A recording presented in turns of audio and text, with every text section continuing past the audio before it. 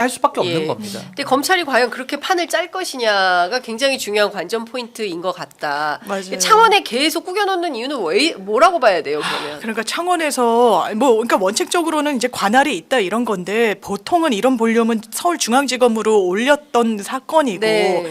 그런데 이제 민주당에서도 중앙지검으로 올려라 이렇게 세게 말을 못하는 게 지금의 중앙지검장의 현실을 보고 있기 때문인 건데 예. 이창수 중앙지검장은 저는 정말 검찰을 너무 이렇게 좀 망가뜨리고 있는 분이라고 저는 생각을 해요. 네. 왜냐하면 이분에 대해서도 탄핵이 좀 그렇죠. 시작되는 거죠. 아니 네. 김건희 여사 도이치모터스 23억 벌었다라고 하면서 이거 압수수색을 한 번도 안 했다는 건 그건 있을 수도 없는 일이에요. 네. 거기에 대해서 당당하다고 이야기하는 검찰은 네. 이미 검찰이 아닙니다. 수사를 안 하고 네. 누군 수사하고 누군 수사하지 않겠다. 이게 어떻게 수사기관일 수 있겠어요. 그러니까 믿기 어렵다는 이 불신이 팽배하다 보니까 이게 또 앞으로 못 나가는 부분이 있는데 또 이 장윤선 기자님 말씀드렸더니 또 창원에 훌륭한 검사가 있다고 차장 검사 열심히 기자들의 하는 취재입니다. 예 그리고 또 강직한 검사가 네. 있다. 또 노영희 변호사님 이야기를 들어도 되게 이제 좀 분주하게 열심히 예. 하는 눈에 띄는 검사 한 명이 있더라 뭐 이런 얘기를 해서 예. 한번 지켜볼까 이런 좀 휴직이 예. 뭐 이런 성격이 있는 것 같아요. 예. 고려하는 분이. 그러니까 이제 국민들은 답답하고 이 사건이 빠르게 해결이 돼야 사실은 다양한 민생 현안들에 대해서 집중적으로 우리가 논의를 해야 되거든요.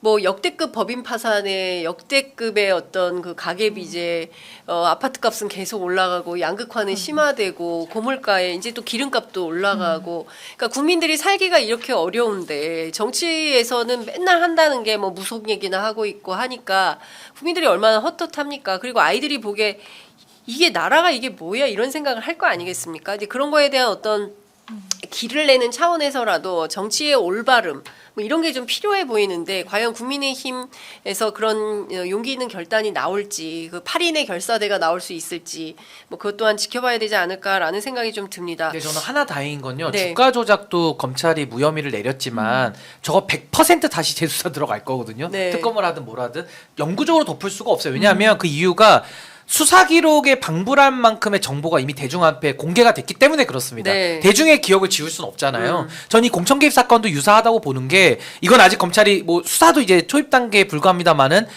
전 언론이 달아붙어가지고 뭐 보수 진보 중도 가릴 것 없이 모든 언론이 붙어서 여기서 지금 정보들이 무지 많이 나오고 있잖아요. 그래서 이것도 사실은 여론을 잠재울 수가 없다라는 게 지금 이 사건을 덮기가 거의 불가능에 가까운 거 아니냐라는 네. 생각이 듭니다.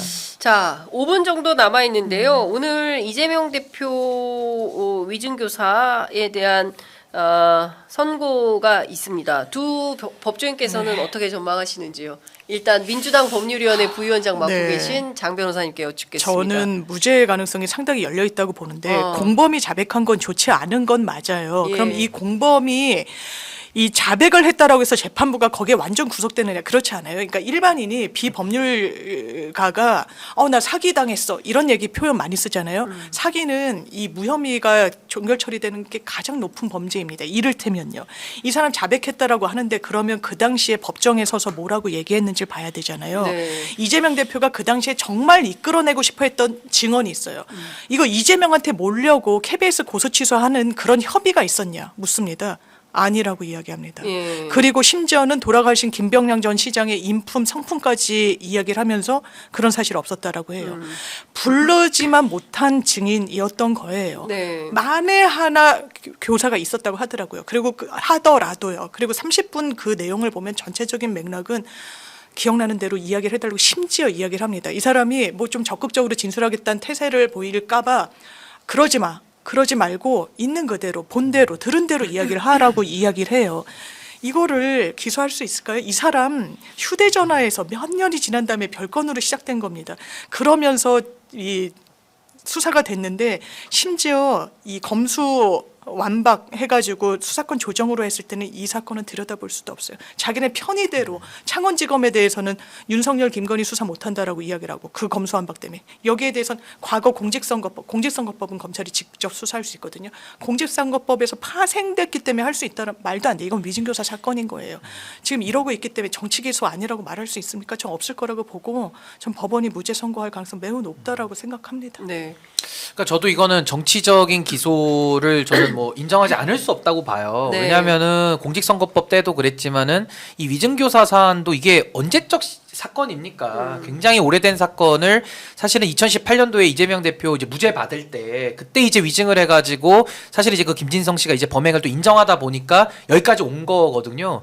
당시에 검찰이 뭐 영장 청구할 때도 뭐 또 분리해서 뭐 하니 많이 뭐 말도 많았고 지금도 관할을 다 나눠가지고 뭐 거의 재판연금 상태로 이렇게 가고 있잖아요. 네. 그래서 저는 검찰의 이런 무도한 그 과잉 기소 내지는 더 심각한 문제는 편향 기소죠. 자기 쪽에다가는 수사 안 하고 야당 대표에 대해서만 모든 기소권을 올인하는 여기에 대해서는 전 재판부가 전 적극적으로 고려를 해야 된다라는 입장이고 다만 이 사건만 들여다놓고 본다고 한다면은 이제 오늘 재판부가 이제 오후 2시에 판결을 내릴 텐데 재판부는 이제 이런 고려까지 좀 해서 저는 재판을 해야 된다는 입장이지만은 이따가 이런 검찰권의 남용과 편향성까지 염두해서 재판을 할까는 전 조금은 의문이에요. 네. 그래서 만약에 이 사건만 들여다보고 재판을 한다면은 조금은 이재명 대표가 이건 좀 방어를 굉장히 더 신경 써야 되는 사안이고 앞으로 이제 항소를 하더라도 뭐 무죄가 네. 나오면은 뭐 항소 안 하겠지만은 설사 유죄가 나온다면은 항소를 해서라도 좀 더 신경을 써서 좀 다퉈야 되는 사안 아니겠는가.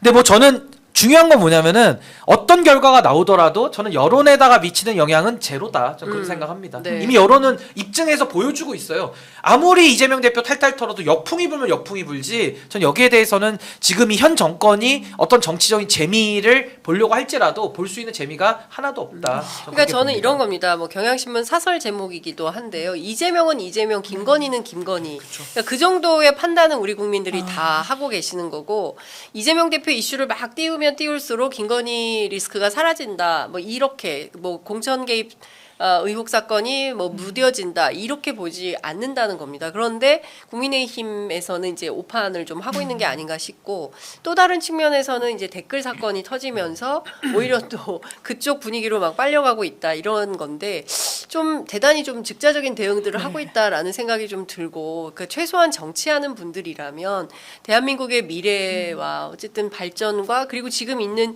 최소한의 정치 도의를 좀 지켜가면서 국민을 생각하면서 정치를 해야 되지 않겠습니까? 저는 마지막으로 요 주진우 의원 뭐 징역 1년 예측했다고 하는데 네. 저는 주진우 의원을 비롯한 국민의힘의 율사들 있잖아요. 네. 저는 그대들이 양심이 있는지를 한번 묻고 싶어요.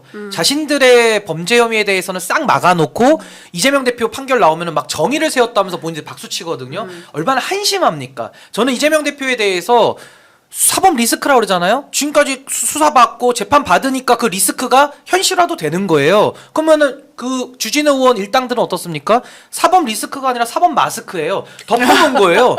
입틀막, 폰틀막, 이제는 수틀막, 수사를 틀어막아가지고 사법 마스크인데 사법 마스크는 더 더티하죠. 그 마스크 벗겨보면은 막 더러운 게 다 시궁창들처럼 있을 거거든요.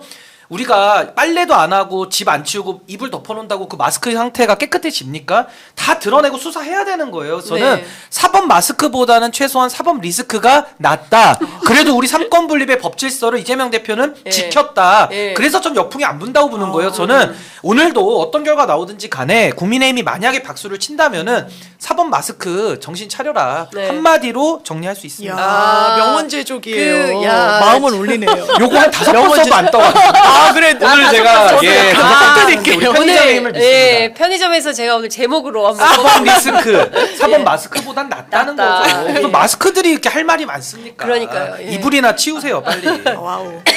역시 신인규의 드립 연구소는 아우, 살아있다. 진짜. 가동 중입니다. 생생하다. 네. 성실하게 일하고 있습니다. 알겠습니다. 하여간 오늘 어떤 결과가 나올지 좀 지켜보도록 하고 국민을 생각하는 정치를 하고 있는지 이번 한 주간도 잘 주목해서 보도록 하겠습니다.